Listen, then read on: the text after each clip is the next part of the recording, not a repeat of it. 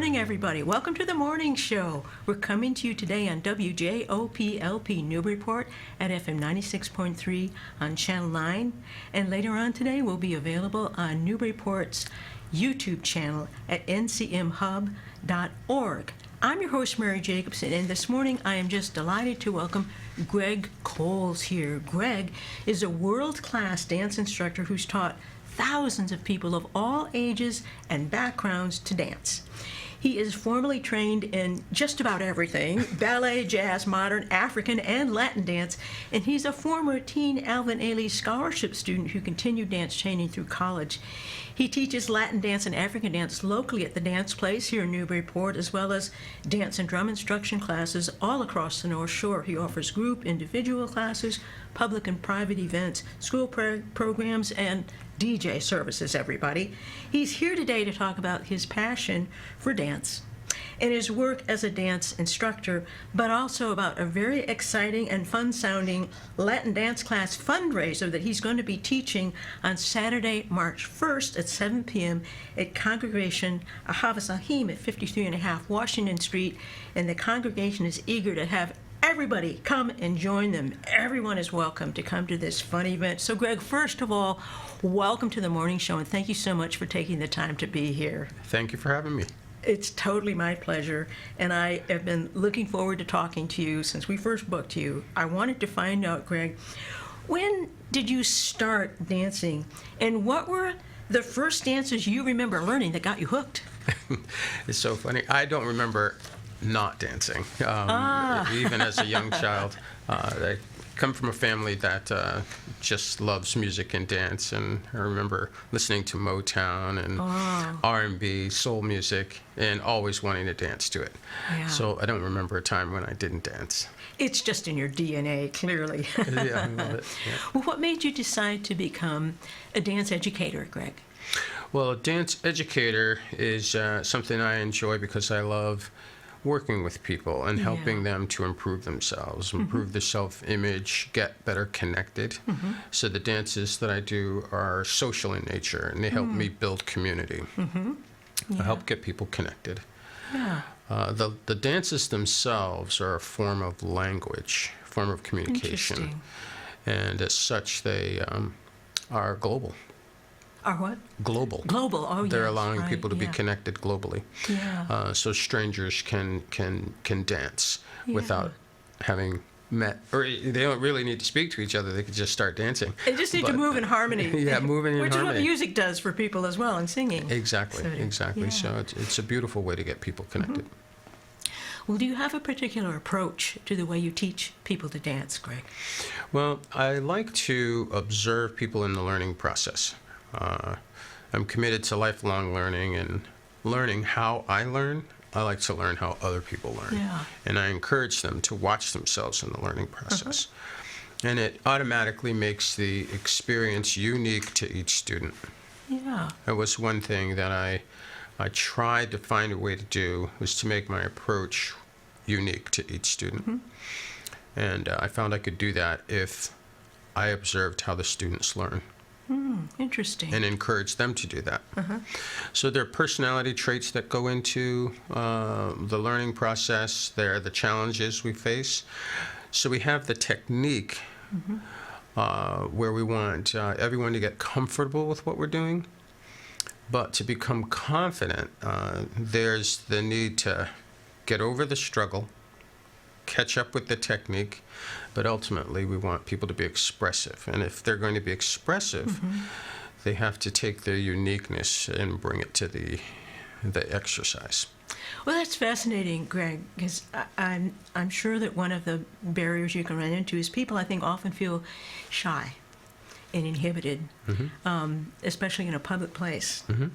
People can dance in their living room comfortably to Motown or R&B, but put them in a public place, even with a teacher, and often I think people can just kind of start to freeze a little because they become self-conscious.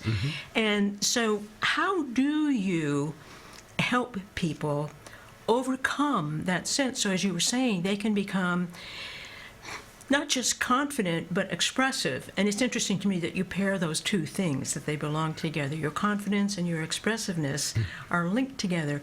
So how do you work with people, or what do you pay attention to in an individual in order to help them overcome that hump to become free and loose and confident? Yeah. What I find is they'll actually say, I'm uncomfortable with this, or you could see them struggling with one thing or another. The idea is to find them where they are. Yeah. Some people are verbal, some people are visual, some people need to experience the movement, the exercise. But where the personality, the reticence, the reluctance, the shyness, it gives way when when they feel secure, when they feel safe, when they feel as though you care about them. So one of the African principles that I use and I talk about is the idea that once you're out, you're in for life. And what I mean by that is that once you're out of your mom's womb, you're a vital part of the community for the rest of your life. I love that, Greg. Yeah, and you never have to wonder whether you belong. In fact, we try to turn that on its head, and we suggest that we need people. We need them in their individuality because no one else can be them. No one else can be them, and so we need their contribution.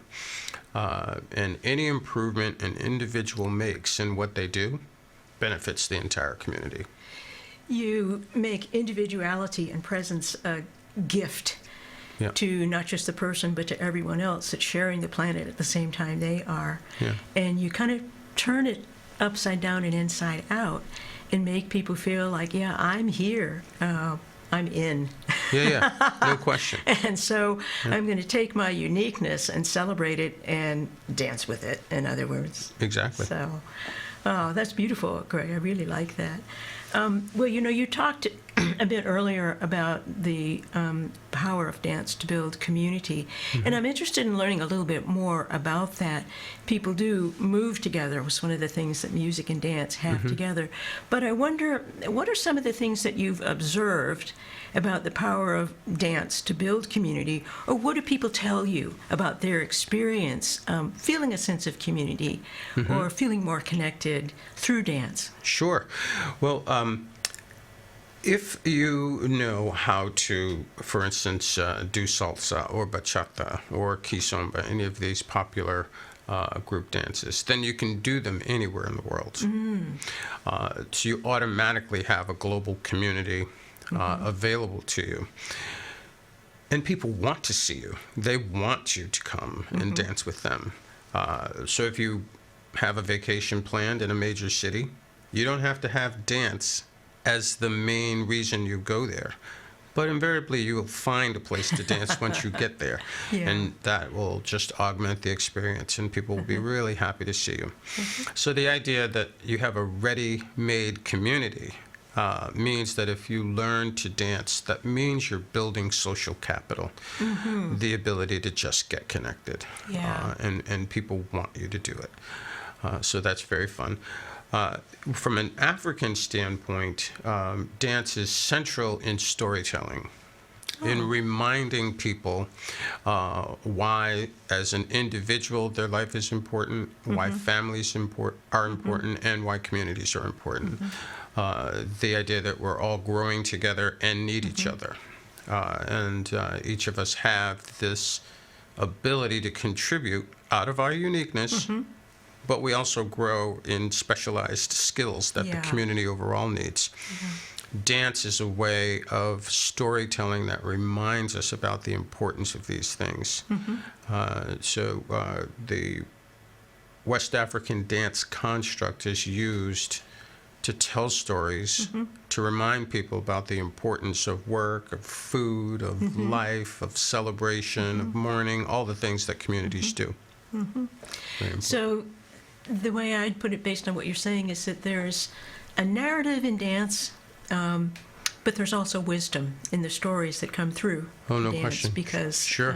Dances build up over time from different cultures. Speaking of which, you're going to be teaching Latin dance at the fundraiser for Yes. Ahavas Achim. So what makes Latin dance distinctively Latin, Greg? Well, it's a very interesting thing. The African diaspora brought us kind of a new type of people on the planet. When Africans and Spanish came together, we wound up with Cuban people and Dominican people Yep. and Colombian people, Puerto Rican people. When Africans and Portuguese came together, we wound up with Brazilians, African and French, Haitians, and these are new populations Yeah. as a result of the African diaspora into the Americas. West African culture was also brought, but an interesting aspect of the whole slavery system was that no personal effects were allowed for the first 100 years. Wow. And what that meant was that all of that rhythm, all those stories, all that dance had to be recreated in a new context. Right. Yes. And the energy that went into the reconstruction of that culture is what we have as Latin dance. Oh, Greg, that's fascinating. Yeah, so every country has a new or a unique expression of what was West African dance. Yeah. Well, let's talk about salsa, because I know salsa is hugely popular globally. Sure. I was looking online, it's something like hundreds of millions of people dance the salsa. And I know it's one of the dances that you teach. So is there a particular story to salsa and how it developed? Yeah, well, yes. In the 60s and 70s, we first heard the term salsa being applied to dance. And it's an interesting way to look at dance because it's a way you look at a confluence of musical genre. For instance, in New Orleans, they refer to that as jazz. Unfortunately, we don't know what goes into jazz. We just know it as jazz. Know it when I hear it. Right? But in the 60s and 70s, everything Latin was called salsa. Ah, okay. And that's because a salsa sauce is una mezcla. It's a mixture of the different vegetables and so forth. So they say, why don't we call it salsa? Because it's a mixture of things. But, of course, now you have the Colombians who have cumbia, mapale, vallenato. You have the Puerto Ricans that have bomba and plena. And you have the Cubans that have Colombia and rumba and guaguancó, all these different dances, but it's all called salsa. So essentially it's an abbreviation, or it started out as an abbreviation for cultural expression. I see. And now we're starting to become a little bit more culturally sophisticated, and we can give the names of the original dances they had when they were born in their countries of origin.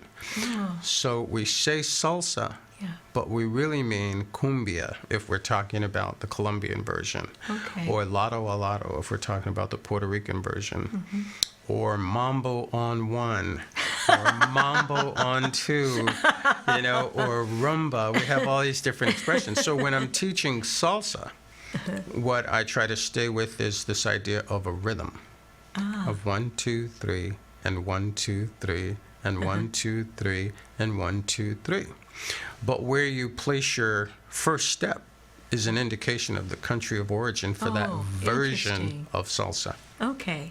So that 1, 2, 3 rhythm Yeah. is, belongs to everything that you would call salsa.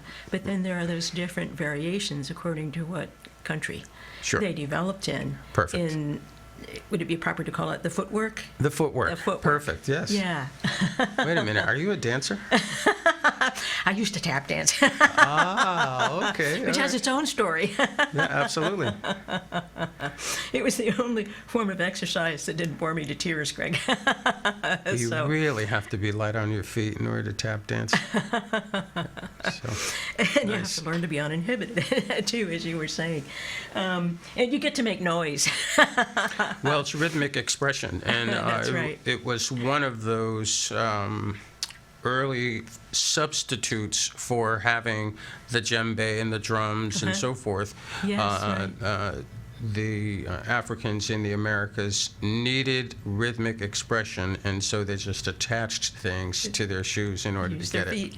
Yeah. Right. But of course, you do a lot of teaching of drums as well. Oh, yeah. Mhm. Sort of. Tell us a little bit about that, Greg. What do you enjoy about that? And Well, the drums are very important in terms of the energy they give. yeah.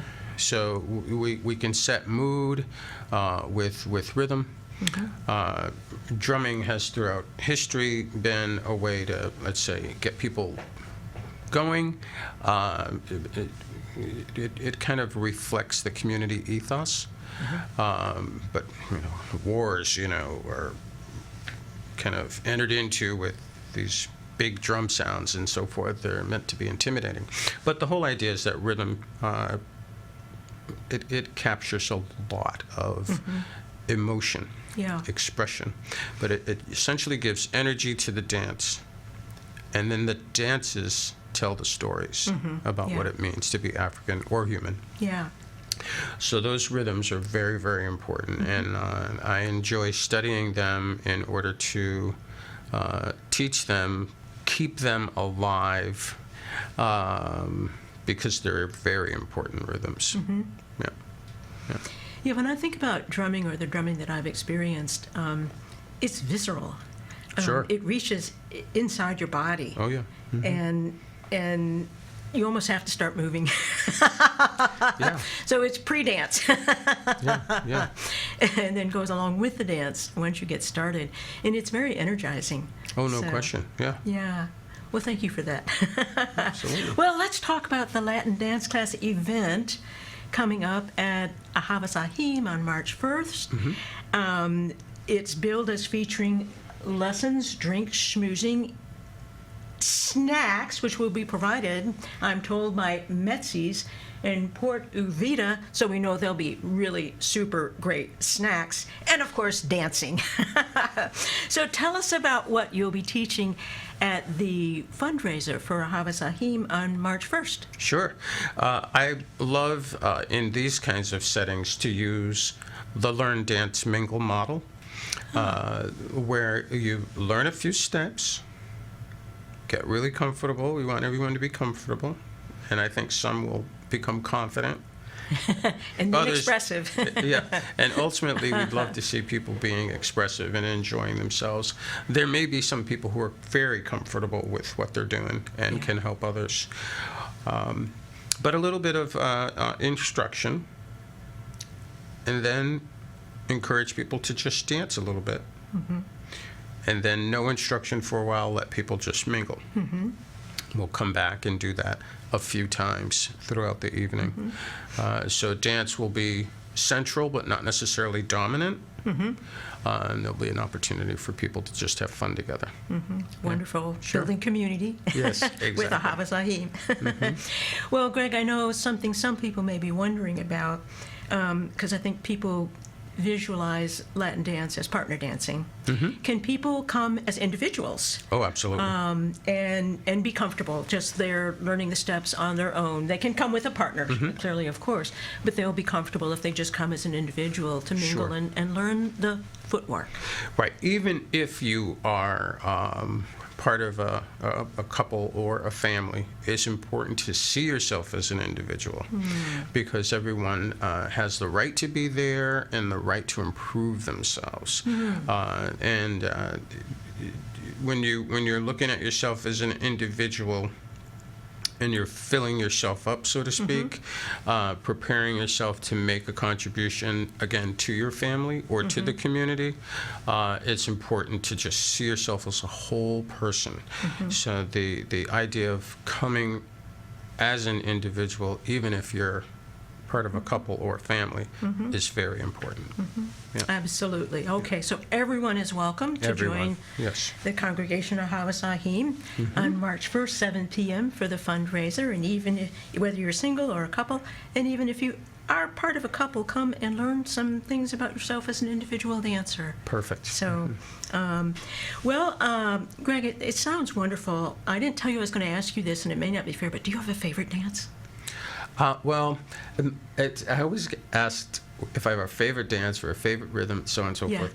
And what makes it my favorite thing is that it's the right thing to do in the moment. That's the perfect answer. That's what makes it my favorite. Yeah. So the readiness across a number of ways to express myself is most important. Yeah. So that I can be present in the moment. Right. And get the most out of it. Wonderful. Yep. Well, it sounds like a magnificent event, and you sound like an exceptional teacher, Greg. Thank you. And so I really appreciate your taking time to come on the show. Thank you for that. And it sounds My like pleasure. such a fun event. Thanks. For those of you interested in learning more about Greg's dancing and his studio, his website is gregcolesdanceanddrum.com. And if you want to register, and Maeve, maybe we'll put the flyer for the event on March 1st up, you can register at the Ahavas Achim website. It's caa-newburyport.org/form/Latin Dance Class. And don't worry, you don't have to remember that, because there are clickable links on our YouTube version of the morning show for both Greg's website and also for the Ahavas Achim website, where you can click and register for the fundraiser March 1st, 7 p.m., 53.5 Washington Street. Greg, thank you so much. It's been really fun to talk to you, and it sounds like just a wonderful, fun event. Thank you. It's been my pleasure. Totally my pleasure, too.